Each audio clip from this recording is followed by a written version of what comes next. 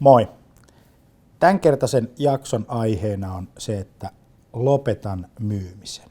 Ennen sitä mä haluan esitellä teille inbound-kynän, koska jokaisella inbound-konsultilla on inbound-kynä. Muuten he eivät ole vakavasti otettuja inbound-konsultteja. Vai mitä, Fanni? Joo, näin just. Eiks niin? Mutta hei, oikeasti mun idea oli tähän videon alkuun ottaa tämä kynä, että mä olisin tosi asiantunteva, niin sit mä voisin naksutella tätä tällä tavalla näin hermostuneesti. Ja kun sä huomaat, niin tää on niinku saakeli ärsyttävää, niin pannaan kynä pois. Eli kun sä teet videoita, sä esiinnyt, niin jätä se kynä veke ja oo ihan oma itsesi. Ensimmäinen vinkki. Mutta hei, tänään mä halusin keskustella siitä, kun tämmönen konsultti, kun Pasi Sillanpää laittoi LinkedIniin erittäin hyvän artikkelin. Se linkki löytyy tästä videon alta ja tästä videosta käy tsekkaamassa. Otsikko on Lopetan myymisen. Ja mä luin sen läpi ja mulle heräsi mielenkiintoisia ajatuksia tästä näin. Ja sen takia mä ajattelin, että otetaan sen mukaan niin kuin Aaltonen vlogia ja pohditaan vähän tätä näin. Otsikko on siis Lopetan myymisen ja perusajatus on se, että Pasi päätti, että hän ei enää pyydä ihmisten yhteystietoja verkossa, vaan hän tekee sisältöä, joka on mielenkiintoista ja hänelle voi soittaa, kun on tarve. Pasin numero on muuten tuossa ruudussa 050 302 28770. Soita Pasille, jos sä tarvitset.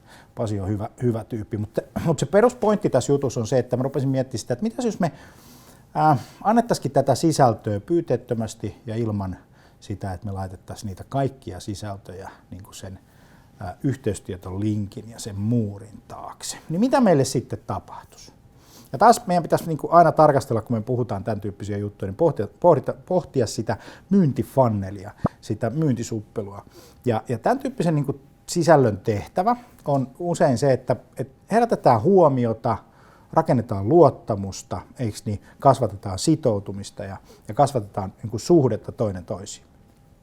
Nyt kun sä katot tätä, niin sä muodostat käsityksen siitä, että kuka mä oon, mitä Sales Communications tekee, onko tämä niin kuin järkevää liiketoimintaa, kannattaako mun olla mukana.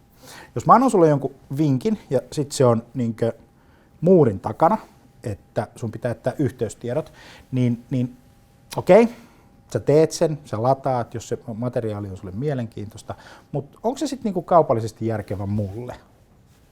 Okei, mä saan sun yhteystiedon, kiva juttu, mutta sä luultavasti käyt hakemaan se informaatio ja lähdet pois. Mitä sitten tapahtuu? Mä voin soittaa, sulle voidaan aloittaa keskustelu, tämän tyyppisiä juttuja. Mutta sitten kun me katsotaan sitä myyntisuppilua, niin kuinka monta prosenttia niistä liideistä sitten oikeasti muodostuu kaupoiksi? Meillä on semmoinen käsitys, että semmoinen noin 10% olisi semmoista potentiaalista, 10-15%. No palataan siihen Pasin artikkeliin.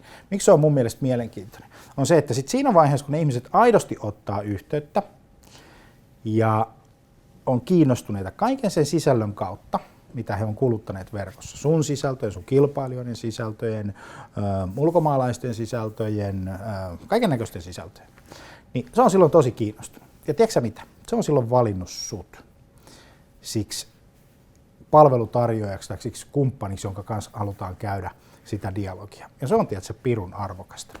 Pasilla on silleen hyvä pointti, että se saattaa olla niin, että kun sä oot tosi merkityksellinen, niin sä et tarvi sitä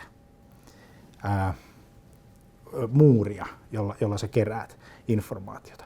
Vaan alkaa syntyä semmoinen tilanne, että sä oot saanut huomion sillä sisällöllä, suhun luotetaan, koska sä oot tehnyt sitä niin paljon ja niin pitkään, että on muodostunut luottamus, eikö niin? Ja ihmiset on sitoutunut, jonka jälkeen kun se tarve tulee, ne ottaa suhun yhteyttä ihan pelkästään sen takia, että sun brändi on siellä top 3 heidän omassa valintarepertuarissaan, kun ne miettii sitä oman ongelmansa ratkaisemista, mihin se sun palvelu on siellä tarjoamassa. Tämmöinen vinkki tänään. Nähdään.